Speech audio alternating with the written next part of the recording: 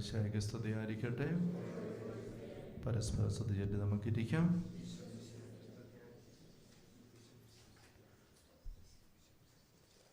നമ്മുടെ സ്തോത്രഗീതം പാപിക്ക് ഇണങ്ങുന്നില്ല. അതേപ്പറ്റി നമ്മൾ അല്പമായിട്ടൊന്ന് ചിന്തിക്കുകയായിരുന്നു. പ്രത്യേകിച്ച് ഉച്ച കഴിഞ്ഞ് കുമ്പസാരിക്കാണ്ട് ഒരുക്കത്തിൻ്റെ ഭാഗമായിട്ടും കൂടെ പാപത്തിൻ്റെ തലങ്ങൾ നമുക്കറിയാം, ഒരുപാട് ഉണ്ട്. നമ്മൾ ശ്രദ്ധിക്കേണ്ട മേഖലകൾ 10 പ്രമാണങ്ങളുടെ വെളിച്ചത്തിലും അല്ലാതെ വചനത്തിൻ്റെ ഉപദേശത്തിലുമൊക്കെ നമ്മൾ ശ്രദ്ധിച്ചിട്ടുണ്ട്. കർത്താവിൻ്റെ ശരീരത്തിനും രക്തത്തിനും എതിരെ തെറ്റ് ചെയ്തു പോകുന്നതിനെ പറ്റി 1 കൊരിന്ത്യർ 11 അപ്പോസ്തലൻ പറയുന്ന അങ്ങനെ ഒരു പാപം കുർബാന സ്വീകരിക്കാനായിട്ട് നമ്മൾ കുമ്പസാരത്തെ പറ്റി പറഞ്ഞവർ തന്നെ 2 കാര്യങ്ങൾ അവിടെയും പ്രസക്തമാണ്. നമ്മൾ മനസ്സിലാക്കിയതാണ്. ഒന്ന്, പരമാവധി ദിവസങ്ങളിൽ നമ്മൾ വിശുദ്ധ കുർബാന സ്വീകരിക്കാൻ എത്തണം പള്ളിയിൽ, അല്ലേ? അത് ഒരു കാര്യം. കാരണം നമ്മൾ കഴിഞ്ഞ ധ്യാനത്തിൽ നല്ലതുപോലെ കണ്ട ഒരു കാര്യം വിശുദ്ധ കുർബാനയുടെ കരുത്തും മഹത്വവുമാണ്. നമ്മുടെ ജീവിതത്തിൽ നമുക്കുള്ള ഏറ്റവും വലിയ ആത്മീയ ആയുധം സ്വർഗം നേരെ തരുന്നത് ഈ തിരുവോസ്തിയാണ്. നമ്മളത് എന്തോര് പറഞ്ഞാലും അധികം ആവില്ല. നമ്മൾ കുറേ കണ്ടതാണത്. നമ്മൾ ജെറിക്കോ പ്രാർത്ഥനയുടെ 1ാമത്തെ വ്യവസ്ഥ എന്താണ്? ജെറിക്കോ പ്രാർത്ഥനയ്ക്കകത്ത് പറയുന്നത് എന്താണ്? 1ാമത്തെ വ്യവസ്ഥ എന്താണ്? വാഗ്ദാന പേടകം എടുക്കുക. നമ്മൾ സ്വന്തമാക്കുന്ന ഇന്ന് കുർബാന സ്വീകരണം വഴിയായിട്ടാണ്. കുർബാന സ്വീകരിക്കുന്ന വ്യക്തിയിൽ ദൈവം വസിക്കുന്നു. എത്രയോ വലിയൊരു അത്ഭുതകരമായ ഒരു ദൈവിക ക്രമീകരണമാണ് കുർബാന. നമ്മൾ പ്രഭാഷണ പ്രാർത്ഥന കഴിഞ്ഞ് ചെല്ലുന്ന പോലെ, കർത്താവായ ദൈവമേ, ഞങ്ങൾക്ക് വേണ്ടിയുള്ള ഈ രക്ഷാപദ്ധതിയെക്കുറിച്ച് ഞങ്ങൾ അങ്ങയെ സ്തുതിക്കുന്നു. അങ്ങയുടെ തിരുശരീരവും തിരുരക്തവും വഴി ഞങ്ങൾക്ക് വേണ്ടി അങ്ങ് ഒരുക്കിയിരിക്കുന്ന രക്ഷാപദ്ധതി അതിപൂജിതമാമെന്നൊരു പാട്ട് പാടുന്ന തൊട്ടു മുമ്പുള്ള അനാഫ്രായുടെ സമാപന പ്രാർത്ഥന, അങ്ങ് ഞങ്ങൾക്ക് വേണ്ടി ഒരുക്കിയിരിക്കുന്ന ഈ രക്ഷാപദ്ധതി, അതിൻ്റെ പ്രാധാന്യം നമ്മൾ എത്ര ചിന്തിച്ചാലും ഒരിടത്തും എത്തുകയാണ്. നമ്മൾ ചിന്തിച്ചതാണ് ഈ ക്ഷുദ്രപ്രയോഗ തകിടുകളും വസ്തുക്കളും സാധനങ്ങളും കൈവിഷവും അങ്ങനെയുള്ള തിന്മയുടെ ഒരുപാട് അലുക്കുരുത്ത് പിടിച്ച വലിയൊരു ലോകം നമുക്ക് ചുറ്റും കിടക്കുന്നുണ്ട്. ഒത്തിരി നെഗറ്റീവ് എനർജി എന്ന് പറയാവുന്നതും ഈവിൾ ഇൻഫ്ലുവൻസ് ഉള്ള വസ്തുക്കളും സ്ഥലങ്ങളും സാഹചര്യങ്ങളും വ്യക്തികളും എന്തെല്ലാം കാര്യങ്ങളാണ് ചുറ്റുപാടും കിടക്കുന്നത്. അവിടെ എല്ലാം നടുവിൽ ഏറ്റവും വലിയ മറുമരുന്നായിട്ട് IHS, ജീസസ് ഹ്യൂമൻ സേവിയർ, യേസൂസ് ഹ്യൂമനോരും സാൽവാത്തോർ എന്ന് പറഞ്ഞ IHS എന്നുള്ള അടയാളവും കുറിച്ച്, കുരിശൻ്റെ അടയാളവും മുദ്രയും പതിച്ച് അങ്ങനെയുള്ള ഓസ്തി കുർബാനയിൽ ഈശോ തന്നെയാണത് പറയും. നമ്മൾ ചിന്തിച്ചാണ്. അച്ഛൻ പറഞ്ഞാലൊന്നും അപ്പം ശരീരം ആവുകയല്ല. ഇവിടെ ഈശോ തന്നെയാണ്. അത് അനേകർ പല രീതിയിൽ സാക്ഷ്യപ്പെടുത്തിയിട്ടുണ്ട്. അപ്പം ശരീരമാകുന്നതിനെ പറ്റിയും നമുക്ക് ആർക്കും ഒരു സംശയവും ഇല്ല. എന്തുമാത്രം അത്ഭുതകരമായ അടയാളങ്ങൾ തന്നെ. ആ അപ്പമാണ് ഇന്ന് രാവിലെ നമ്മൾ ഭക്ഷിച്ചത്, സ്വീകരിച്ചത്. ഓരോ ദിവസവും തലേ ദിവസത്തിൻ്റെ ഇരട്ടി സ്നേഹത്തോടെ വിശ്വാസത്തോടെ കുർബാന സ്വീകരിക്കാൻ അണയണം. ഇപ്പം ഈ ഒരു മേഖലയിലൊക്കെ നമ്മൾ എവിടെ നിൽക്കുന്നു? ഇപ്പം ഈ ഒരു വലിയ ആത്മീയ ആയുധം നമ്മൾ എന്തുമാത്രം ഉപയോഗിച്ചിട്ടുണ്ട്. കുർബാനയെ സംബന്ധിക്കാനായിട്ട് എവിടെയെങ്കിലും അവസരം കിട്ടുന്നത് ഞാൻ വിനിയോഗിക്കുന്നുണ്ടോ? ത്യാഗമെടുത്ത് അതിനുവേണ്ടി, മഴയായിരിക്കാം, നടന്നു പോകണമായിരിക്കാം, വണ്ടിക്ക് പോകണമായിരിക്കാം, എന്തെങ്കിലും ആട്ടെ, എനിക്ക് എങ്ങനെയെങ്കിലും പരമാവധി എല്ലാ ദിവസവും ഈ ദിവ്യകാരുണ്യം സ്വീകരിക്കണം. അത് നമ്മൾ കഴിഞ്ഞ ധ്യാനം കഴിഞ്ഞപ്പോൾ ഗൗരവത്തിൽ കണ്ടൊരു കാര്യമാണ്. ആ ഒരു കാര്യത്തിൽ നമ്മൾ എവിടെ നിൽക്കണം? തമ്പുരാൻ നമുക്ക് തരുന്നതായ ആത്മീയ അനുഗ്രഹങ്ങളുടെ സഹായങ്ങൾ അവഗണിച്ചിട്ട് നമ്മൾ എവിടെയെങ്കിലും എത്തുമെന്നോ എന്തെങ്കിലും ദൈവരാജ്യ അനുഭവത്തിലാകുമെന്നോ പ്രതീക്ഷിക്കരുത്. നമുക്ക് സംരക്ഷണം ഇല്ലെന്നായി പോകുന്നുണ്ട്. മറുവശത്ത് ആക്രമണങ്ങൾ ഒന്നിനു പുറകെ ഒന്നായിട്ട് വന്നോണ്ടിരിക്കും. മനസ്സിന് സുഖമില്ല, ശരീരത്തിന് ആരോഗ്യമില്ല, വീട്ടിൽ അസ്വസ്ഥതകൾ, സാമ്പത്തികം ശരിയാകുന്നില്ല, അങ്ങനെ അങ്ങനെ അങ്ങനെ അങ്ങനെ ഒന്നിനു പുറകെ ഒന്നായിട്ട് പല രീതിയിൽ തമ്പുരാനോട് ചേർന്ന് നടന്ന ഇതെല്ലാം 100% ഓക്കെ ആകുമെന്നുള്ള ലോട്ടറി വാഗ്ദാനം ഈശോ തന്നിട്ടുമില്ല. പക്ഷേ വ്യത്യാസമാണ്. എൻ്റെ മുഖം വഹിക്കുക എന്ന് ഈശോ പറയുമ്പോൾ ഈശോ പറഞ്ഞ ഏറ്റവും വലിയൊരു പ്രമാണമാണ് നിങ്ങൾക്ക് വേണ്ടി മുറിക്കപ്പെടുന്ന എൻ്റെ ശരീരം നിങ്ങൾ എല്ലാവരും ഇതിൽ നിന്ന് വാങ്ങി ഭക്ഷിക്കുവിൻ. അത് അനുദിനം ഈ അപ്പം ഞങ്ങൾക്ക് എന്നും തരണമേ എന്ന് കേട്ട ആൾക്കാർ അന്ന് യോഹന്നാൻ 6 നമ്മൾ വായിക്കുന്നവർ ചോദിച്ചു. നമുക്കാ എന്നും കിട്ടിയിരിക്കുന്നത്. അന്നന്ന് വേണ്ടി ആഹാരം ഇന്ന് തരണേ എന്ന് നമ്മൾ പ്രാർത്ഥിക്കുന്നുണ്ട്. ആ അന്നന്ന് വേണ്ടി ആഹാരത്തിൽ നമ്പർ 1 ദിവ്യകാരുണ്യമാണ്. സ്വർഗത്തിൽ നിന്നിറങ്ങിയ അപ്പം, ജീവനുള്ള അപ്പം, ഈശോയുടെ ശരീരവും രക്തവും. ഇത് എന്തെങ്കിലും നിവൃത്തി ഉണ്ടെങ്കിൽ ഒഴിവാക്കരുത് ഒരു ദിവസം. തക്ക കാരണം അതുപോലെയുണ്ട്. ഏക്കാൻ മേലാതെ അടിഞ്ഞു കിടക്കുന്നു, പനി പിടിച്ചല്ലെങ്കിൽ സ്ഥലത്തില്ല. ചില സാഹചര്യം വരും. അച്ഛന്മാർക്കും ഞങ്ങൾക്കും യാത്രക്കിടയിലെ കുർബാന മുടങ്ങും. എനിക്ക് മുടങ്ങിയിട്ടുണ്ട്. അങ്ങനെ മുടങ്ങാം. അപ്പോൾ നമുക്ക് തമ്പുരാൻ്റെ മുമ്പിൽ ക്ലിയറായിട്ട് ഒരു കാരണം ഉണ്ടാവണം.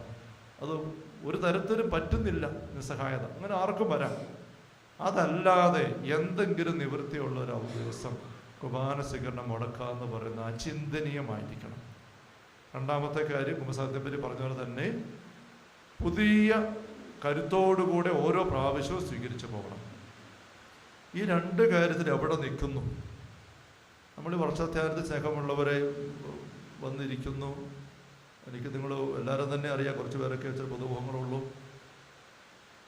അച്ഛൻ നിങ്ങളെ അറിയുന്ന കൊണ്ടോ നിങ്ങളിവിടെ വന്നിരിക്കുന്ന കൊണ്ടോ നയാ പൈസയ്ക്ക് ഉപകാരമില്ല. ഈ തമ്പുരാൻ്റെ പക്കൽ നിന്ന് വല്ലതും മേടിക്കുന്നില്ലെങ്കിൽ നയാ പൈസയ്ക്ക് ഉപകാരമില്ല. നമുക്ക് ഇവരോട് പോകാനും പറ്റുകയില്ല. ദൈവരാജ്യ അഭിഷേകം, ആ അഭിഷേകത്തിൽ നിറഞ്ഞെങ്കിലേ നമുക്കിപ്പം ഭൂരിഭാഗവും ശുശ്രൂഷയ്ക്ക് കൂടുന്ന ആൾക്കാർ തന്നെയാണ്. മുന്നോട്ട് വരുമ്പം മടുത്തിട്ട് ഇട്ടിറങ്ങി പോകുന്ന അവസ്ഥ ഉണ്ടാകും അഭിഷേകത്തിൽ ആഴപ്പെടുന്നില്ലെങ്കിൽ.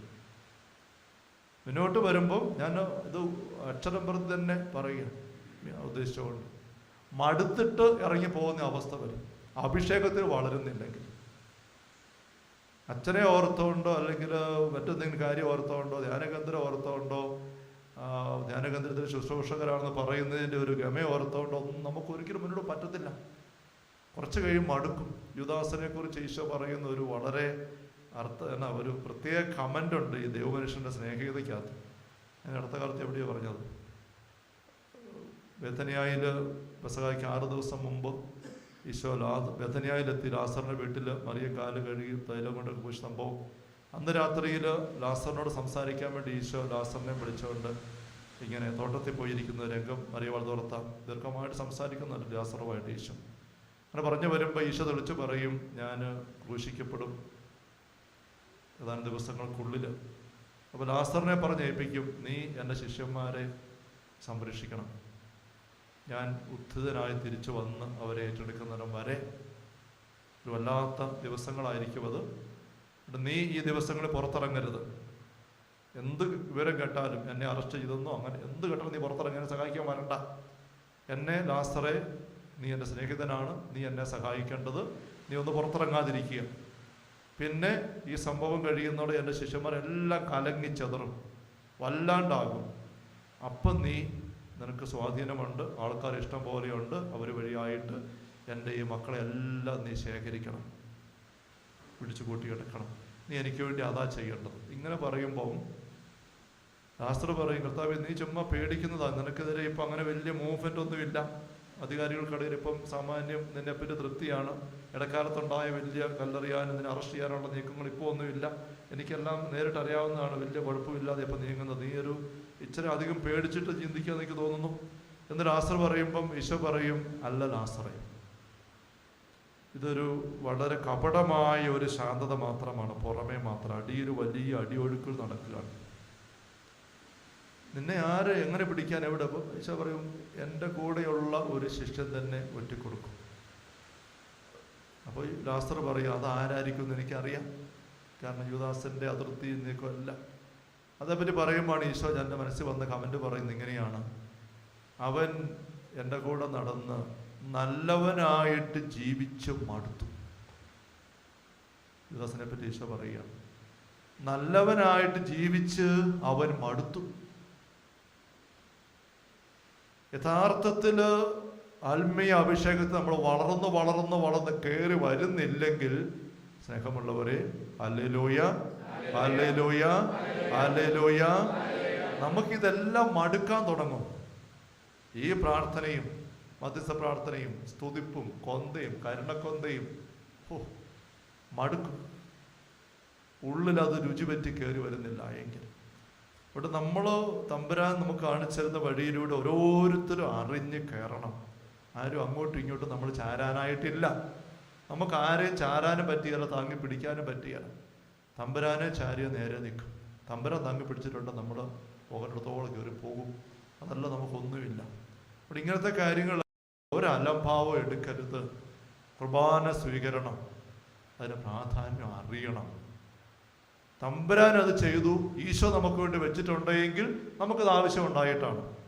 നിങ്ങളെല്ലാവരും ഇതിരുന്ന് വാങ്ങി ഭക്ഷിക്കുവിൻ, എല്ലാവരും ഇതിരുന്ന് വാങ്ങി പാനം ചെയ്യുവിൻ എന്ന് ഈശോയാണ് പറഞ്ഞതെങ്കിൽ അതിനെ ക്യാൻസൽ ചെയ്യാൻ നമ്മൾ ആരും നോക്കണ്ട. അവഗണിച്ചുകൊണ്ട് പോയാൽ നമ്മുടെ പെടലിക്കിട്ടിരിക്കും, അത്രയേ ഉള്ളൂ. കുറച്ച് കഴിയുമ്പോൾ കുഴഞ്ഞ് പെറുക്കി വല്ലാണ്ടായി തീർന്നു പോകും. പള്ളി പുള്ളി വചനത്തിൽ മാറ്റം വരികയെന്ന് ഈശോ പറഞ്ഞ് നമുക്കറിയാം. നമ്മളതേപ്പറ്റി ചിന്തിച്ചതാണ്. അത് അവഗണിച്ചുകൊണ്ട് പോകുന്നവരുടെ വള്ളി പുള്ളി പൊളിഞ്ഞു പോകും. അത് നോക്കി നിൽക്കുന്ന ആൾക്കാർ ദയനീയമായിട്ട് നിൽക്കാനേ പറ്റുള്ളൂ. ദയനീയമായിട്ട് നോക്കി നിൽക്കാനേ പറ്റുള്ളൂ. ഇങ്ങനെ സ്വയം കൃതാനർത്ഥം എന്ന് പറയുന്ന പോലെ തമ്പുരാന്റെ വഴി വിട്ട് അറിഞ്ഞ് അവസരമുള്ളതൊക്കെ അവഗണിച്ച് ഇറങ്ങിപ്പോയിച്ചിട്ട് വല്ലാണ്ടായി പോകുന്ന വ്യക്തികളെ നോക്കി നമുക്കും കഷ്ടം. എന്നാ ചെയ്യുന്നത്? ഇങ്ങനെ നിൽക്കാൻ മാത്രമേ പറ്റുള്ളൂ. ആർക്കും അത് സഹായിക്കാൻ പറ്റുകയില്ല. സഹായകൻ വഴി, പരിശുദ്ധാത്മാവ് വഴി നമ്മൾ സ്വന്തമാക്കണം. അതുകൊണ്ട് ഈ പറഞ്ഞ കാര്യത്തിലും നമ്മൾ എന്തുമാത്രം ജാഗ്രത എടുത്തിട്ടുണ്ട്. ദൈവരാജ്യ അനുഭവധ്യാനം കൂടി ഇറങ്ങിയതിന് ശേഷം ഈശോ നൽകിയ ബോധ്യങ്ങൾ വരച്ച് നീങ്ങിയിട്ടുണ്ടോ എന്ന് നമ്മൾ ചിന്തിക്കണം. കുർബാന, അങ്ങനത്തെ കാര്യങ്ങൾ, വചന വായന. ധ്യാനം കഴിഞ്ഞിറങ്ങിയപ്പോൾ നമ്മളൊരു തീരുമാനം കുറിച്ചതാണ്. ആ ധ്യാനത്തിൻ്റെ കുറിപ്പുകളിലൂടെ വീണ്ടും ഒന്ന് കടന്നു പോകും. ഓരോ കുറിപ്പ് എടുത്തെടുത്ത് വായിച്ച് അങ്ങനെ അത് കൃത്യം അങ്ങനെ ചെയ്തില്ലേ പോലും വചനത്തിൽ കൂടെ വചനത്തിൻ്റെ മനോഹാരിത അറിഞ്ഞപ്പോൾ അങ്ങനെ ഇറങ്ങാൻ കുറേ സമയം വചനം പഠിക്കാനും വായിക്കാനും ചിന്തിക്കാനും വേണ്ടി മാറ്റി വെക്കണം. തീരുമാനമെടുത്തിട്ട് എത്ര സമയം ചെലവഴിച്ചിട്ടുണ്ട്? മറുവശത്ത് വ്യർത്ഥമായ കാര്യങ്ങൾ ചെലവഴിക്കാൻ എന്തുമാത്രം സമയം മാറ്റി വെച്ചിരിക്കുന്നു? സിനിമയും സീരിയലുകളും സിനിമാ പാട്ടുകളും ഇപ്പോഴും ആസ്വദിക്കുന്ന ഒരു ഉള്ളമാണോ നിനക്കുള്ളത്? നമ്മുടെ ദൈവരാജ്യ അനുഭവത്തിൻ്റെ അകത്തല്ല, അപ്പുറത്ത്, അങ്ങേ അതിരിൻ്റെ പുറത്താണ് നിൽക്കുന്നത്. സീരിയൽ കാണാതിരുന്ന പറ്റുകയല്ല ചിന്തിക്കുന്നുണ്ടെങ്കിൽ നീ ജീവിക്കുന്നത് പരിശുദ്ധാത്മാവിനെ കൊണ്ടല്ല. ദൈവികമായ പോഷണം സ്വീകരിച്ചിട്ട് നേരെ നിൽക്കുന്നതൊന്നും നിന്നിലില്ല. ആത്മാവെന്ന് ജനിച്ച വ്യക്തിയാണ് നീയെങ്കിൽ ആത്മാവിൻ്റെ ഭക്ഷണം കൊടുക്കണം. ആത്മാവിൻ്റെ ഭക്ഷണമാണ് വചനം, പ്രാർത്ഥന, അങ്ങനെയുള്ള ആത്മീയ കുർബാന. ഇതെല്ലാം അത് അറ്റപ്പറ്റയൊക്കെ കുറച്ചൊക്കെ ചെയ്യും, കൂടും അല്ലെ ചെയ്യും. പക്ഷേ ഓരോ ദിവസവും ഒന്ന് സ്വസ്ഥമായിട്ട് കിടന്ന് ഉറങ്ങണമെങ്കിൽ, ദിവസം ഒന്ന് സന്തോഷമായിട്ട് നീങ്ങണമെങ്കിൽ ഇടയ്ക്കിച്ചിരി സിനിമ പാട്ട് കേട്ട് ആസ്വദിക്കണം, സീരിയൽ കണ്ടിരിക്കണം, സിനിമ ഇടയ്ക്കിടയ്ക്ക് കാണണം. അപ്പോഴേ ഒരു ഊരുള്ളൂ. ആ ഊര് എന്തിൻ്റെ ഊരാണ്? അത് ജഡത്തിൻ്റെ ഊരാണ്, ജഡിക വ്യക്തിയുടെ ഊരാണ്. മറിച്ച് കുറേ ഇരുന്ന് പ്രാർത്ഥിക്കാതെ എനിക്കൊരു ഊരില്ല. ഒരു മുഴുവൻ കൊന്ത ദൈവരാജ്യ അനുഭവത്തിലേക്ക് വന്ന വ്യക്തി എങ്ങനെയാണ് ഒരു മുഴുവൻ കൊന്ത ചെല്ലാതെ ഒരു ദിവസം നേരെ നിൽക്കുന്നതെന്ന് ചിന്തിക്കാൻ പറ്റുകയില്ല. ഒരു തവി ചോറെങ്കിലും കഴിക്കാതെ, ഘനഭക്ഷണം കഴിക്കാതെ, നാരങ്ങാവെള്ളം മാത്രം 4 നേരം കുടിച്ചുകൊണ്ട് എങ്ങനെയാണ് ഒരു പ്രായപൂർത്തിയായ മനുഷ്യർ ജീവിക്കാൻ പറ്റുന്നത്? എന്തെങ്കിലും കട്ടിയുള്ള ഭക്ഷണം കഴിക്കണ്ടേ? അപ്പോൾ ഒരു മുഴുവൻ കൊന്ത എങ്കിലും, കുറേ കരുണക്കൊന്ത, എന്തുമാത്രം അഴുക്കാ നമുക്ക് ചുറ്റും വന്ന് കയറുന്നത്. നമുക്ക് അതേപറ്റി കുറച്ച് ചിന്തിക്കണം. ആ അഴുക്കെല്ലാം ഒന്ന് വകഞ്ഞു മാറ്റി എടുത്തു മാറ്റുന്ന ഈശോയിലേക്ക് ഏൽപ്പിച്ചു കൊടുത്ത് ലോകം മുഴുവൻ്റെ പാപങ്ങൾ നീക്കുന്ന കുഞ്ഞാട് ഈശോ, ആ ഈശോയിലേക്ക് നമ്മുടെ ജീവിതത്തിൽ തന്നെ ഉണ്ടാകുന്ന ചുറ്റുപാടുള്ള വ്യക്തികൾ ഉണ്ടായിട്ട് ഇങ്ങോട്ട് കയറി വരുന്നതുമായ ഹല്ലേലൂയ, ഹല്ലേലൂയ, ഹല്ലേലൂയ. ഹൃദയത്തിൽ പ്രാർത്ഥിച്ചുകൊണ്ടായിരുന്നേ ഈശോ ഈശോ ഈശോ ഈശോ എന്ന് പറഞ്ഞ ഹല്ലേലൂയ പറഞ്ഞൊക്കെ പ്രാർത്ഥിച്ച് തന്നെ ആയിരുന്നേ. അപ്പൊ ഇങ്ങനെ നമ്മുടെ മേൽ വന്ന് കയറുന്ന അഴുക്കുകളെ അപ്പോഴപ്പോൾ പുറത്തേക്ക് എന്ന് വെച്ചാൽ ഈശോ ഏറ്റെടുത്ത് കൊണ്ടുപോകുക. ആ ഈശോയിലേക്ക് ഏൽപ്പിച്ചു കൊടുക്കാതെ നീ എങ്ങനെ സ്വതന്ത്രമായിട്ട് ജീവിക്കും? എന്തുമാത്രം അഴുക്ക നമ്മിൽ തന്നെ ഉണ്ടായിക്കൊണ്ടിരിക്കുന്നത്, വീട്ടിലുള്ള ആൾക്കാരിൽ ഉണ്ടായിക്കൊണ്ടിരിക്കുന്നത്, അയൽക്കാരിൽ ഇങ്ങോട്ട് കയറി വന്നുകൊണ്ടിരിക്കുന്നത്. ഈ അഴുക്ക് നമ്മൾ എങ്ങനെ കൈകാര്യം ചെയ്യും? ഒരു വ്യക്തിയുടെ നിസ്സാര ഒരു നുണയുടെ പാപം പോലും മാറ്റിക്കളയാനുള്ള ശേഷി നമുക്കാർക്കും ഇല്ല. ഒരു ചീത്ത വാക്കിൻ്റെ അല്ല, ഒരു അഴുക്ക് വാക്കിൻ്റെ, ഒരു കുറ്റപ്പെടുത്തലിൻ്റെ നോട്ടത്തിൻ്റെ അഴുക്ക് പോലും തൂത്ത് കളയാൻ നമ്മൾ എത്ര തൂത്താലും, ജെറമ്യ പറയുന്നവർ എത്രയേറെ കാരവും താളിയും തേച്ച് കുളിച്ചാൽ ഈ അഴുക്ക് പോവില്ല. അത് ഈശോയുടെ കുഞ്ഞാടിൻ്റെ രക്തത്തിലേക്ക് വെക്കണം. അത് നമുക്ക് ചെയ്യാനുള്ള ഏറ്റവും എളുപ്പമാർഗം കരുണക്കൊന്ത. അപ്പൊ അത് എത്ര ചൊല്ലിയാലാകുന്നത്? ഞാൻ പറഞ്ഞ ഈ ദിവസം കൊണ്ട് 21 ചൊല്ലിക്കുകയും 21 ഞാൻ പറയുന്നത് ഒരു നമ്പർ, ദാനിയേലിന്റെ പ്രാർത്ഥനയുടെ ദിവസങ്ങളുടെ എണ്ണമാണ് 21. അതിനൊരു പ്രാധാന്യ രീതിയിലുണ്ട്, അതുകൊണ്ട് അങ്ങനെ എടുക്കുന്ന 21 കൂടി ചൊല്ലിയേക്കരുതെന്നല്ലേ പറയുന്നത്. നമുക്കത് അതിനേക്കാൾ ആവശ്യമുണ്ടിത്. അപ്പം അങ്ങനെ ഇരുന്ന് പ്രാർത്ഥനയിൽ ചെലവഴിക്കാനുള്ള സമയങ്ങൾ അത് വിരസമായിട്ട് അനുഭവപ്പെട്ടിട്ട് നമ്മൾ TV ഓണാക്കി രഹമുള്ളവരെ സീരിയൽ സിനിമയൊക്കെ കണ്ട് അതിൻ്റെ ഒരു ആസ്വാദ്യം എടുത്ത് നീങ്ങുമ്പം നമ്മൾ ആത്മീയമായിട്ട് ജനിച്ചിട്ടില്ല, അല്ലെ ആത്മീയമായിട്ട് ജനിച്ച ആത്മീയ വ്യക്തി വളർച്ചയില്ലാത്ത കൊച്ചായിട്ട് ഇങ്ങനെ കിടക്കുകയാണ്. 15 വയസ്സായിട്ടും 4 കിലോയുള്ള കൊച്ച്. ഒന്നും തിന്നാനും പറ്റിയ ചില പാല് വായിലൊഴിച്ച് കൊടുത്താൽ ഞുണഞ്ഞിറക്കും. അത്രയേ ഉള്ളൂ. അത്രയേ ഉള്ളൂ ആരോഗ്യം, അത്രയേ ഉള്ളൂ വിശപ്പ്, അത്രയേ ഉള്ളൂ വളർച്ച. അങ്ങനത്തെ ആത്മീയ അവസ്ഥ നമുക്ക് ഉണ്ടോ? അത് തിരിച്ചറിയാനുള്ള നല്ലൊരു ടെസ്റ്റാണ്. നമ്മൾ നേരത്തെ ധ്യാനത്തിൽ പറഞ്ഞിട്ടുള്ളതാണ്. എന്തുമാത്രം ഭക്ഷണം കഴിക്കാനും അതിൻ്റെ കരുത്ത് ദഹിപ്പിച്ച് എടുത്ത് അധ്വാനിക്കാനും ഒരു വ്യക്തിക്ക് സാധിക്കുന്നു എന്നുള്ളത് ശരീര ആരോഗ്യത്തിൻ്റെ ലക്ഷണമാണ്. ഡോക്ടർമാരൊക്കെ, നമുക്ക് ഡോക്ടറോട് ധ്യാനിക്കുന്നുണ്ട്, രോഗികളെ കാണാൻ ചെല്ലുമ്പം ചോദിക്കുന്ന ചോദ്യമാണ്, ഭക്ഷണം വിശപ്പുണ്ടോ? വിശപ്പ് എന്നാ കഴിച്ചെന്നേ? ഭക്ഷണം കഴിക്കുന്നില്ല എന്ന് രോഗിയെപ്പറ്റി കേൾക്കുമ്പം ഡോക്ടറുടെ മുഖം മാടും. കാരണം ആരോഗ്യം മോശമാണെന്ന അർത്ഥം. നമ്മൾ ഈ ദൈവരാജ്യ അനുഭവ ധ്യാനം കൂടുതലും ശേഷം നമുക്ക് എന്തുമാത്രം ആത്മീയ വിശപ്പ് കൂടിയിട്ടുണ്ട്, എന്തുമാത്രം ആത്മീയ ഭക്ഷണം കഴിക്കുന്നുണ്ട്.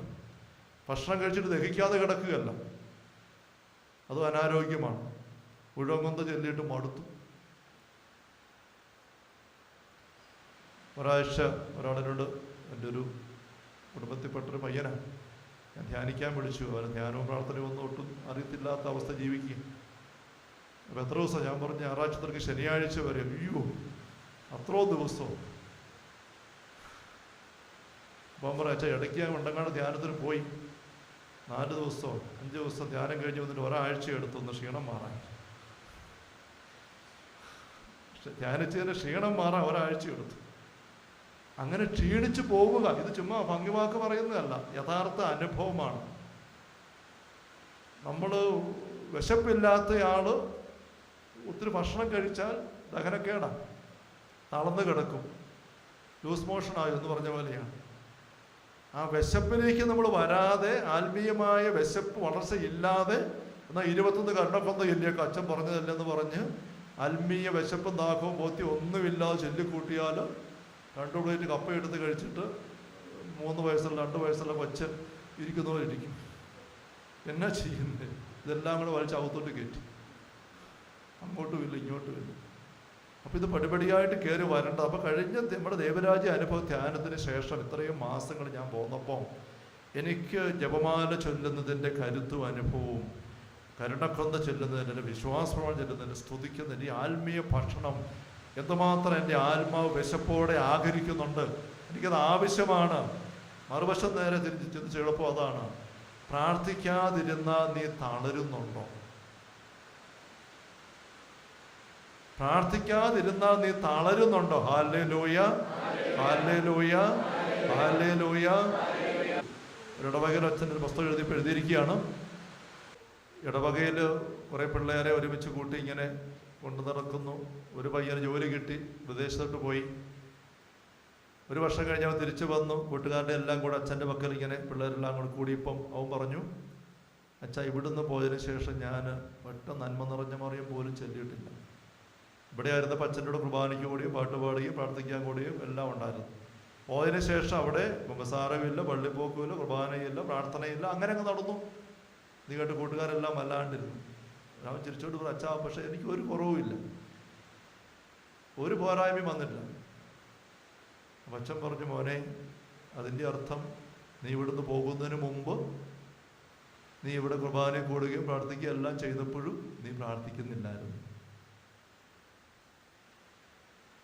അതുകൊണ്ടാണത് മുഴുവൻ നിർത്തിയിട്ടും ഒരു ക്ഷീണമില്ലാത്തത്. ഇവിടെ ആയിരുന്നപ്പോൾ നിന്റെ ആത്മാവ് പ്രാർത്ഥന വഴി കരുത്തെടുക്കുന്നുണ്ടായിരുന്നെങ്കിൽ പ്രാർത്ഥനയില്ലാതെ ഒരാഴ്ച, രണ്ടാഴ്ച, ഒരു മാസം നടന്നപ്പോൾ നീ വാടിയേനെ, കോടിയേനെ. നീ പറയുന്നതിനൊക്കെ ഒരു കോട്ടവും ഇല്ല. അതിനർത്ഥം ഇവിടെ ആയിരുന്നപ്പോൾ നീ എൻ്റെ അടുത്ത് വരികയും പാട്ടുപാടുകയും കർത്താരപാലായിട്ട് നിൽക്കുകയൊക്കെ ചെയ്തത് വേറെ എന്തോ കാര്യത്തിന് വേണ്ടിയിട്ടാണ്. അപ്പുറത്തേക്കത് പെൺപിള്ളേർ ഇഷ്ടപ്പെട്ട കൊച്ചവിടെ നിൽപ്പുണ്ട്, അതുകൊണ്ടാവും കുർബാനയ്ക്ക് വിടാൻ നിൽക്കുന്നു. ഇല്ലേ, നൊവേന കൂടാൻ വരുന്ന പല പിള്ളേരും പറഞ്ഞിട്ടുണ്ട്, അച്ഛാ, ലാലമ്പള്ളി നൊവേനയ്ക്ക് വന്നത് ഞങ്ങൾ പണ്ട് ഒത്തിരി വന്നിട്ടുണ്ട്, പക്ഷെ വന്നത് നൊവേന കൂടാനല്ല, വേറെ ചില പിള്ളേരൊക്കെ അവിടെ വരും, ആ സമയം നോക്കി ഞങ്ങളും വരും, അവിടെ നിൽക്കും, ഞങ്ങൾ ഇവിടെ നിൽക്കും, പ്രാർത്ഥനയെല്ലാം പാടും, കൂടും, ഇറങ്ങി വരും. അങ്ങനെയൊക്കെ നൊവേനയൊന്നും അല്ല കൂടുന്നത്. ഈ അപകടം നമുക്കൊക്കെ സംഭവിക്കാം. പിള്ളേരുടെ കാര്യം വിട്. പാട്ട് പാടുന്നതിൻ്റെ സുഖം, അല്ലാതെ പിന്നെ കയറി നിൽക്കുന്നതിൻ്റെ സുഖം, ചെയ്യുന്നതിൻ്റെ സുഖം, ഇതിനകത്തൊക്കെ ഒത്തിരി കെണികളുണ്ട്, ഒത്തിരി കെണികൾ ഇതിനകത്തുണ്ട്. ഇതെല്ലാം ചെയ്യുമ്പോൾ നമ്മൾ തൃപ്തി എടുക്കുന്ന ഇങ്ങനത്തെ കാര്യങ്ങളായി പോവുകയാണ്. ശുശ്രൂഷകർക്ക് നമുക്ക് സംഭവിക്കുന്ന വലിയ അപകടം ഇതാണ്. ഉള്ളിലെടുക്കേണ്ട കരുത്തെടുക്കാതെ ബാക്കി. അതാ ഈശോ പറയുന്ന മത്തായി 6 പറയുന്നത്, ആവർത്തിച്ച് പറയുന്നത്, നിങ്ങളുടെ പ്രതിഫലം കിട്ടിക്കഴിഞ്ഞു. Hallelujah, hallelujah. എല്ലാവരുടെയും മുമ്പിൽ നിങ്ങൾക്ക് പ്രതിഫലം കിട്ടിക്കഴിഞ്ഞു. പിതാവിൻ്റെ പക്കൽ നിങ്ങൾക്ക് പ്രതിഫലം ഒന്നുമില്ല. അപ്പം അങ്ങനത്തെ ഒരു അപകടത്തിൻ്റെ അവസ്ഥയും. ഇതൊക്കെ നമ്മൾ തിരിച്ചറിയേണ്ട ഒന്ന്. ഈ പ്രാർത്ഥനാ കാര്യങ്ങൾ ഇരുന്ന് പ്രാർത്ഥിക്കുക എന്നുള്ളത് നടക്കാതെ വരുമ്പോൾ ഞാൻ തളരുന്നുണ്ടോ ഇല്ലയോ, ആരെങ്കിലും കണ്ടോ ഇല്ലയോ അറിഞ്ഞോ ഇല്ലയോ എന്നുള്ളതല്ല, എനിക്ക് തളർച്ച വരുന്നുണ്ടോ, പ്രാർത്ഥിക്കാതെ നീങ്ങാൻ പറ്റുകയല്ലാത്ത അവസ്ഥ എനിക്ക് ഉണ്ടാകിയിട്ടുണ്ടോ, അങ്ങനെയെങ്കിലേ ഞാൻ ആത്മീയമായിട്ട് വളർന്നിട്ടുള്ളൂ. അതുകൊണ്ടാണ് ഞാൻ പറഞ്ഞത്, നമുക്ക് ഏതാണ് ഒഴിവാക്കാൻ മേലാത്തത്. Hallelujah, hallelujah. സിനിമയും സീരിയലും ഇങ്ങനത്തെ കാര്യങ്ങൾ ഒഴിവാക്കാൻ മേലെ, കമ്പനി വെക്കുന്നത്, കൂട്ടുകാരെ പോയി കാണുന്നത്, ഫോൺ വിളിച്ച് മിണ്ടുന്നത്, ഇതൊക്കെ നടന്നില്ലേ ഏതാണ്ട് പോലെയാണ്. എങ്കിലും അതുകൊണ്ടാണ് നീ ജീവിക്കുന്നത്. അപ്പം നീ ആത്മീയമായിട്ട് വളർന്ന് കയറി വരുന്നില്ല. അപ്പം അങ്ങനെ നമ്മൾ പ്രാർത്ഥന, ആത്മീയ അപ്പം ഭക്ഷിക്കുന്നതിൽ എന്തുമാത്രം വളർന്നു, എവിടെ പോരായ്മ വന്നു, അത് തിരിച്ചറിഞ്ഞ് ഏറ്റുപറഞ്ഞെങ്കിലും ആരംഭിച്ച് വീണ്ടും നമുക്ക് ആരംഭിക്കാം. പറയുക, ആത്മീയ ജീവിതം നിരന്തരമായ ആരംഭിക്കലിൻ്റെ ജീവിതമാണ്. ആത്മീയ ജീവിതം നിരന്തരമായ ആരംഭിക്കലിൻ്റെ ജീവിതമാണ്. എന്ന് വെച്ചാൽ തെറ്റ് തിരിച്ചറിഞ്ഞ് അനുദപിച്ച് മനസ്സാന്തരപ്പെട്ട് തിരുത്തുന്നു എന്ന് വെച്ചാൽ വീണ്ടും ആരംഭിക്കുകയാണ്. അതുകൊണ്ട് അതിൻ്റെ ആ പോസിറ്റീവ് വശം മനോഹരമായിട്ട് അവതരിപ്പിക്കുന്ന ഒരു പ്രയോഗമാണ്. ഗബ്രിയേലിയോസിസ് എന്ന വ്യക്തിക്ക് ഈശോ പറഞ്ഞു കൊടുക്കുന്നതാണ്. ആത്മമിത്രം എന്ന വസ്തുത കിടക്കുന്നതാണ്. ആത്മീയ ജീവിതം നിരന്തരമായി ആരംഭിക്കേണ്ട ജീവിതമാണ്. ആരംഭിക്കാൻ ഒരിക്കലും മടുക്കണ്ട. മരണത്തിൻ്റെ തൊട്ട് മുമ്പിലത്തെ നിമിഷത്തിൽ പോലും ആരംഭിക്കണം. തെറ്റിപ്പോയെന്നറിഞ്ഞ് അപ്പോഴേ തിരിച്ചു കയറുക, ഏൽപ്പിച്ചു കൊടുക്കുക, ഏറ്റുപറഞ്ഞ് ഏൽപ്പിച്ചു കൊടുക്കുക, വീണ്ടും ആരംഭിക്കുക. അത് അന്ത്യശ്വാസം വലിക്കുന്നിടം വരെയും നമ്മൾ അനുവർത്തിക്കേണ്ട ഒരു ശൈലിയാണ് നമ്മുടെ ആത്മീയ ജീവിതത്തിൽ. അപ്പം ഇങ്ങനെ നമ്മൾ എന്തുമാത്രം വളരും നമുക്ക് തിരിച്ചറിയാൻ. നമ്മൾ കണ്ടു പ്രമാണങ്ങളെപ്പറ്റി ചിന്തിക്കും, ഒരുപാട് കാര്യങ്ങൾ നമ്മൾ കണ്ടതാണ്. അതൊക്കെ ഒന്ന് ഓർത്ത് നോക്കുക. നുണയുടെ കാര്യം ഓർക്കണം സ്നേഹമുള്ളവരെ. നുണ വളരെ ഗൗരവമായിട്ടാണ് ഈശോ പഠിപ്പിച്ചിരിക്കുന്നത്. പിശാച് നുണയനും നുണയുടെ പിതാവുമാണ്. അതേ എന്നിടത്ത് അതേ, അല്ല എന്നിടത്ത് അല്ല, ഇതിനപ്പുറമുള്ളത് ദുഷ്ടനിൽ നിന്ന് വരുന്നത്. Hallelujah, hallelujah, hallelujah. കമാന്നൊരക്ഷരം നുണ പറയില്ലാത്ത വ്യക്തിയായിട്ട് നമ്മൾ ഓരോരുത്തരും മാറണം. എവിടെയെങ്കിലും അറിയാതെ ഒരു സമ്മർദ്ദം കൊണ്ടോ സ്വാധീനം കൊണ്ടോ അല്ലെങ്കിൽ ഒരു പേടി കൊണ്ടോ നമ്മൾ കണ്ടതാണ് ഈശോ പറയുന്നതായിട്ട് സംഹിതയ്ക്കകത്ത് 3 സാഹചര്യത്തിൽ നുണ പറഞ്ഞു പോകാറുണ്ട്. ഒന്ന് ഭയം കൊണ്ട് നുണ പറഞ്ഞു പോകും, 2 വെറുപ്പ് കൊണ്ട് ആരെപ്പറ്റിയെങ്കിലും ഇല്ലാത്ത പറഞ്ഞ് അങ്ങനെ പോകുന്ന അവസ്ഥയുണ്ട്, 3 സ്വാർത്ഥത, കാര്യം നേടാൻ വേണ്ടി കാണാൻ വേണ്ടിയിട്ട് ഇല്ലാത്ത പറഞ്ഞൊക്കെ ഉണ്ടാക്കാൻ നോക്കുന്ന രീതിയുണ്ട്. ഇങ്ങനെ 3 സാഹചര്യം ഈശോ വേണ്ടി കാണിക്കുന്ന ഒരു സംഹിതയ്ക്കകത്ത് മര്യാദാർത്ഥം കുറിക്കുന്നുണ്ട്. ഇതിൻ്റെ ഏതിൻ്റെ എങ്ങനെയൊക്കെ ഒരു സ്വാധീനം പെട്ടെന്ന് വന്നു കഴിയുമ്പോഴത്തേക്കും നമ്മൾ ചിലപ്പോൾ അറിയാതെ അതേന്നുള്ളിടത്ത് അല്ലാന്നോ അല്ല എന്നുള്ളിടത്ത് അതേന്നോ ഒക്കെ പറഞ്ഞു പോകുന്നൊരവസ്ഥ വരാം ചിലപ്പം. അത് എളിമയോടെ അംഗീകരിച്ച് തിരുത്തിയെടുത്ത് മുന്നോട്ട് പോകണം. ഒരിക്കലും നുണയെന്ന വികൃതമായ കറ, പ്രഭാഷണ രീതി പറയുന്ന പോലെ ആ കറയായിട്ട് നമ്മൾ നടക്കരുത്. നമ്മുടെ നിലപാട് എവിടെ നിൽക്കുന്നത്? നുണ പറയുന്ന നാവ് ആത്മാവിനെ നശിപ്പിക്കുന്നുവെന്ന് ജ്ഞാനത്തിൻ്റെ പുസ്തകം 1:11 നമ്മൾ ധ്യാനിച്ചിട്ടുള്ളതാണ്. നുണ പറയുന്ന നാവ് ആത്മാവിനെ നശിപ്പിക്കും. നമ്മുടെ ആത്മാവിനെ വാക്കത്തേക്ക് വെട്ടുന്ന പോലെ അല്ലെ ആസിഡൊടിച്ച് പൊള്ളിക്കുന്ന പോലെ ആക്കുക ഓരോ നുണയും. അങ്ങനെയുള്ള അവസ്ഥയെ നമ്മൾ നീങ്ങിയിട്ട് എങ്ങനെ അഭിഷേകത്തിന് മുന്നോട്ട് പോകും? സാധിക്കത്തില്ല. ഇവിടെ എന്ത് നാണക്കേടുണ്ടായാലും, എന്ത് ബുദ്ധിമുട്ടുണ്ടാകുമെന്ന് വന്നാലും, എന്ത് നഷ്ടം വരുമെന്ന് വന്നാലും അതേ എന്നുള്ളിടത്ത് അതെ, അല്ല എന്നുള്ളിടത്ത് അല്ല. ശരിയാ, നമുക്ക് ചുറ്റൂടെ എല്ലാവരും നുണ പറയുന്നവരായിരിക്കും. ലോകത്തിൻ്റെ ശൈലി അങ്ങനെയാണ്, ലോകത്തിൻ്റെ പ്രമാണി അങ്ങനെ തന്നെയാണ്. ഈ ലോകത്തിൻ്റെ പ്രമാണി വരുന്നു, ഈശോ പറയുന്നില്ല എൻ്റെ താഴെകളിൽ. ഈ ലോകത്തിൻ്റെ പ്രമാണിയാണ്, അവൻ നുണയനാണ്. തരം പോലെ നുണ പറയുക എന്നുള്ളത് അറിഞ്ഞുകൊണ്ട് ഒഴിവാക്കുകയും, എവിടെയെല്ലാം നുണ പറഞ്ഞു പോകുന്നത് എണ്ണം ഓർത്ത് കുറിച്ച് വെച്ചിട്ട് കുമ്പസാരത്തിൽ കൃത്യമായിട്ട് ഏറ്റുപറ, അത് തീർന്ന് കിട്ടും. അങ്ങനെ തീർത്തെടുക്കണം. അല്ല സ്നേഹമുള്ളവർ, നമ്മൾ വളർന്നു കയറി പോവുകയല്ല. നമ്മൾ സ്തോത്രഗീതത്തിന് തടസ്സമായിട്ട് വരുന്ന രണ്ടാമത്തെ ഒരു കാര്യത്തെപ്പറ്റി നമ്മൾ പറഞ്ഞല്ലോ. പ്രഭാഷകൻ 15 9, 10, 10ാമത്തെ വാക്യം എന്തായിരുന്നു? ജ്ഞാനത്തിൻ്റെ ബഹിസ്ഫുരണമാണ് സ്തോത്രഗീതം. ജ്ഞാനം, ദൈവിക കാഴ്ചപ്പാടെടുക്കാൻ സാധിക്കുക. ദൈവം കാണുന്ന പോലെ കാണുന്നതാണ് ജ്ഞാനം. അപ്പം ആ കാഴ്ചപ്പാട് അറിഞ്ഞ് എടുക്കുന്നില്ല എങ്കിലും നമ്മുടെ സ്തുതിപ്പ്, പ്രാർത്ഥന ജീവിതം ഓഫായി പോകും. നമ്മുടെ ജോസഫിൻ്റെ ജീവിതമൊക്കെ എത്ര മണിക്കൂറെടുത്ത് ചിന്തിച്ചെടുത്തതാണ്. ദൈവത്തെ സ്നേഹിക്കുന്നവർക്ക് സകല നന്മയ്ക്കായിട്ട് പരിണമിപ്പിക്കും. ജോസഫ് അത് എത്ര ഹൃദ്യമായി ആഴത്തിൽ പാലിച്ചു.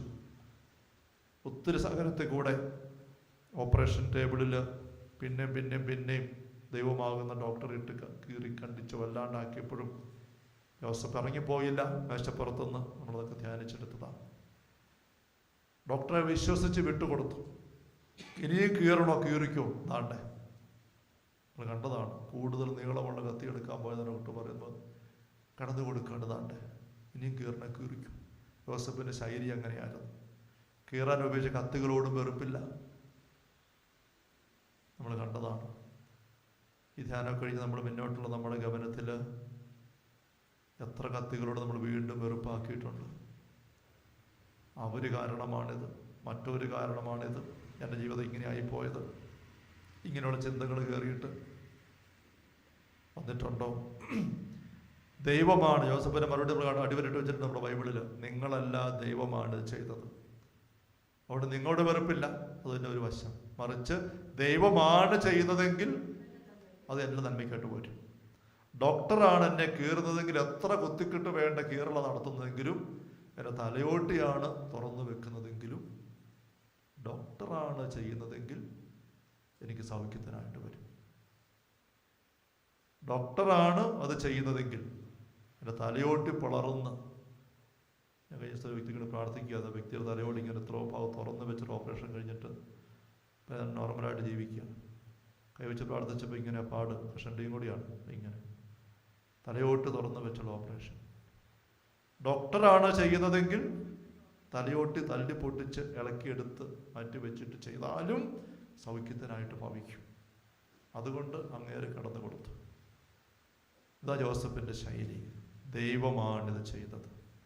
അതുകൊണ്ട് നമ്മുടെ ജീവിതത്തിലെ ഏത് കാര്യത്തിൽ തമ്പുരാൻ അറിയാതെ ഒന്നുമില്ല, അറിഞ്ഞാണെല്ലാം. അത് നീ വിശ്വസിക്കുന്നുണ്ടോ? അതനുസരിച്ച് നീങ്ങാൻ സാധിക്കുന്നുണ്ടോ? എളുപ്പമുള്ള കാര്യമൊന്നുമല്ല. അവിടെ ആയുധം ജോസഫിനെ സഹായിച്ചത്. Hallelujah, hallelujah, hallelujah.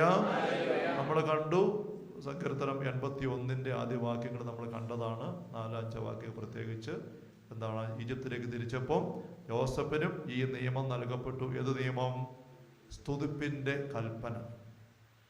സർവശക്തിയോടും കൂടെ ദൈവത്തെ സ്തുതിക്കുക എന്ന് ആ സങ്കീർത്തനം പറയുന്നു. ഇത് ജോസഫിന് ദൈവം തന്നെ കൽപ്പനയാണ് ഈജിപ്തിലേക്ക് പുറപ്പെട്ടപ്പോൾ. Hallelujah, hallelujah, hallelujah.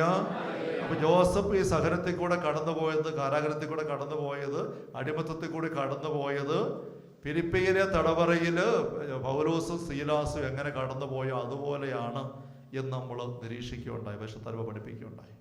സ്തുതിച്ച്. അപ്പൊ നമുക്ക് ഉത്തരമില്ലാത്ത, ഒരു വഴിയും തുറന്ന് കാണുന്നില്ലാത്ത പോലെ അടഞ്ഞ, ആര് സഹായിക്കാനില്ലാത്ത, എല്ലാം തെറ്റിദ്ധരിക്കുന്ന ഒക്കെയുള്ള സാഹചര്യം വരുന്നിടത്തും അതിലേക്ക് നോക്കി ചകഞ്ഞോണ്ടിരിക്കാതെ സ്തുതിപ്പിനെ ആയുധമാക്കിക്കൊണ്ട് സമർപ്പിച്ച് സ്തുതിക്കുന്ന ഒരു ശൈലി നമ്മൾ വളർത്തിയെടുത്തോ? എത്ര ഡിഗ്രി വളർത്തിയെടുത്തു? എത്ര ഡിഗ്രി വളർത്തിയെടുത്തു? കഴിഞ്ഞ ധ്യാനത്തില്, വിവരാജനുഭവ ധ്യാനത്തില് നമുക്ക് ആഴപ്പെട്ട് തമ്പരം തന്നൊരു ബോധ്യത്തിലൊന്നാണിത്. അതിന് പകരം എന്തെങ്കിലും നമ്മൾ ഉദ്ദേശിക്കുന്നവരെ അല്ലാതെ സംഭവിക്കുമ്പോൾ, പ്രതീക്ഷിക്കുന്നവരെ അല്ലാതെ കാര്യങ്ങൾ നീങ്ങുന്ന കാണുമ്പോഴേക്കും ആദ്യം പിടിക്കുന്നു, പരവേശപ്പെടുന്നു, ഉത്കണ്ഠപ്പെട്ട് നടക്കുന്നു, തമ്പുരാനെ പഴിക്കുന്നു, നിരാശപ്പെടുന്നു, പ്രാർത്ഥന പോലും വേണ്ടെന്നാകുന്നു, പള്ളിപ്പോക്കും വേണ്ടെന്നാകുന്നു. Hallelujah, hallelujah, hallelujah. അങ്ങനത്തെ അവസ്ഥയിലേക്ക് നമ്മൾ വീണ് പോകുന്ന ഒരു അനുഭവമാണ് ഉണ്ടായത്. എളിമയോടെ അംഗീകരിച്ച് വീണ്ടും ആരംഭിച്ച് തിരുത്തിയെടുത്തോണ്ട് സ്തുതിപ്പിന് വേണ്ടി എത്ര സമയം നമ്മൾ മാറ്റിവെക്കുന്നുണ്ടായിരുന്നു നമ്മൾ ചിന്തിക്കുകയുണ്ടായി. അങ്ങനെ മാറ്റിവെച്ചിരുന്നെങ്കിൽ, ആവശ്യം മാറ്റിവെച്ചിരുന്നെങ്കിൽ ഈ അവസ്ഥകൾ നമ്മൾ കയറി പോന്നേനെ. ഈ കാര്യങ്ങൾ പറഞ്ഞ് സ്തുതിക്കാൻ നമ്മൾ നേരത്തെ പറഞ്ഞവർക്ക് എന്താ, ഓരോ ഗുരു ഉരുട്ടി ഓരോ വിഷയങ്ങൾ സമർപ്പിച്ച് അവർക്ക് വേണ്ടി മാധ്യസ്ഥം വഹിക്കാൻ ഈശ്വര മാതൃകയാണ്. ഈ പറഞ്ഞ ആത്മീയ ശൈലികളും ആയുധങ്ങളും ഇതിനു വേണ്ടിയൊക്കെ സമയം മാറ്റിവെക്കാൻ നമുക്ക് ഉണ്ടായിട്ടുണ്ടോ? തനിച്ചിരുന്ന് പ്രാർത്ഥിക്കാൻ, പള്ളി വന്നുള്ള കുർബാനയും വീട്ടിൽ കുരിശ് വരയ്ക്കുമ്പോൾ പ്രാർത്ഥന അല്ലാതെ എപ്പോഴെങ്കിലും പ്രാർത്ഥിക്കാതിരിക്കാറുണ്ട്? വീട്ടിലെ കുരിശവര ഓക്കെ, അത് കൂടണം. പള്ളി കുർബാനയ്ക്ക് വരുന്നു, അത് ഒന്ന് കൂടുന്നു. ഇതിനൊക്കെ അപ്പുറം തനിച്ചിരുന്ന് പ്രാർത്ഥിക്കാൻ എവിടെങ്കിലും നിനക്ക് നേരം കിട്ടാറുണ്ടോ? കണ്ടുപിടിക്കാറുണ്ടോ? പോരായ്മ വന്നിട്ടുണ്ടെങ്കിൽ ഈശോയോട് മാപ്പ് ചോദിക്കണം. ഈശോ പറഞ്ഞു, ചെയ്യേണ്ടത് എന്തെന്ന് അറിഞ്ഞിട്ടും ചെയ്യാതിരിക്കുന്ന വ്യക്തി കഠിനമായി പ്രഹരിക്കപ്പെടും. ലൂക്ക 12 നമ്മൾ വായിച്ചതാണ്. ഇത് അറിഞ്ഞില്ലായിരുന്നേ പാവം ഉണ്ടാകുമായിരുന്നില്ല. ഈ വശങ്ങളൊക്കെ നമുക്ക് ആത്മശോധന ചെയ്യാം. ഞാൻ കുറച്ച് കാര്യങ്ങൾ ഉള്ളിൽ പ്രേരണ കിട്ടിയത് പങ്കുവെച്ചു. അത് വെച്ച് കുമ്പസാരത്തിന് ഒരുങ്ങുക. നമ്മൾ കുറേ കൂടെ വിശുദ്ധരമ്പ നമ്മളെ ആത്മശോധന ഓരോ കൊണ്ടുപോകും. ഇത് വളർച്ചയുടെ ദിവസങ്ങളാണ്. വളർച്ചയ്ക്ക് എപ്പോഴും സ്വയം പരിശോധിച്ച് വളരേണ്ട ആവശ്യമുണ്ടെന്ന് നമുക്കറിയാം. അതുകൊണ്ട് ഇന്ന് ഒരു കുമ്പസാരം നിങ്ങൾ ഏതാണ്ട് എല്ലാവരും തന്നെ എടുക്കുക. 2 മണി മുതൽ അച്ഛന്മാരോടെ കുമ്പസാരിപ്പിക്കാനുണ്ടാവും. ഒന്ന് കുമ്പസാരം അങ്ങനെ എടുക്കുക, ബോധ്യപ്പെട്ട കാര്യങ്ങൾ എളിമയോടെ ഏറ്റു പറഞ്ഞുകൊണ്ട്. പിന്നെ ഞാൻ സൂചിപ്പിച്ചു കഴിഞ്ഞു, അടുത്ത ദിവസങ്ങളിലും രാവിലെ അച്ഛനോട് കുമ്പസാരക്കൂട്ടിലുണ്ടാവും. അങ്ങനെ ഏത് അഴുക്ക് തിരിച്ചറിഞ്ഞാലും അത് ഏറ്റു പറഞ്ഞ്, ഒത്തിരി ഉപദേശമൊന്നും വാങ്ങിക്കാൻ പോകണ്ട. കാരണം നമ്മൾ വചനം വെളിച്ചം കിട്ടിയിട്ടാണ് കുമ്പസാരിക്കാൻ പറ്റുന്നത്. അതുകൊണ്ട് ഏറ്റു പറഞ്ഞ് ആശീർവാദം മേടിച്ച് ഫ്രീ ആയിട്ട് വീണ്ടും മുന്നോട്ട് കയറിക്കുകയും അങ്ങനെ ഉത്സാഹിച്ച് നമുക്ക് ഈ 4 ദിവസം കൊണ്ട് എന്തുമാത്രം കയറാവോ അത്രയും കയറണം. അങ്ങനെ ആയിരിക്കണം. പ്രാർത്ഥിക്കാൻ സഹായിക്കണം. അതിന് വിരുദ്ധമായിട്ട് ഒന്നും വരികയും ചെയ്യരുത്. അപ്പം ഇതെല്ലാം ഗൗരവത്തിലെടുക്കാം. ഇപ്പം നമുക്ക് മുട്ടുകുത്താം.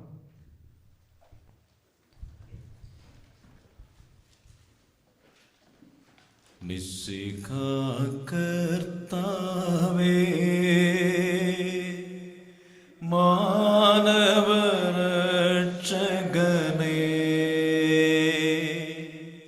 നരനു വിമോചനമേകിടുവാൻ നരനായി വന്നു പിറന്നവനേ, മിശിഹാ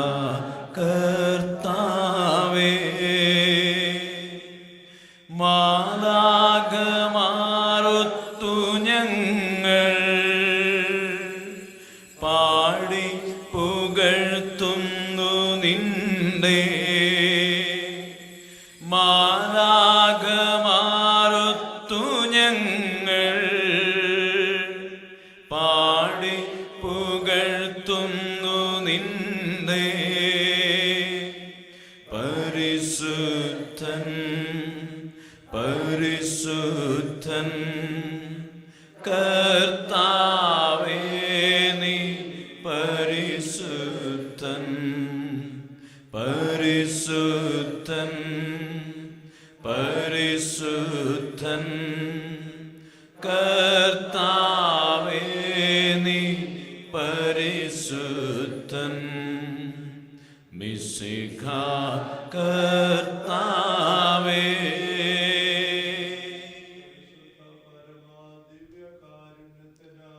നേരവും ആരാധനയും സ്തുതിയും പുകഴ്ചയും ഉണ്ടായിരിക്കട്ടെ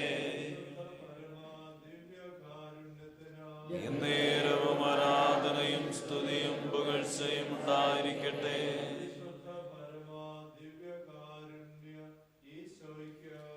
നേരവും ആരാധനയും സ്തുതിയും പുകഴ്ചയും ഉണ്ടായിരിക്കട്ടെ അഖില ലോക നായക വാഴ്ത്തിടുന്നു ഞങ്ങൾ ഈശോനാഥ പുകഴ്ത്തിടുന്നു ഞങ്ങൾ അഖില ലോക നായക വാഴ്ത്തിടുന്നു ഞങ്ങൾ ഈശോനാഥ പുകഴ്ത്തിടുന്നു ഞങ്ങൾ നീയല്ലോ ശരീരങ്ങൾ കുയിർപ്പേകുന്നു നീ തന്നെ ആത്മാവിനു രക്ഷയേകുന്നു അഖില ലോക നായക വാഴ്ത്തിടുന്നു ഞങ്ങൾ ഈശോനാഥ പുകഴ്ത്തിടുന്നു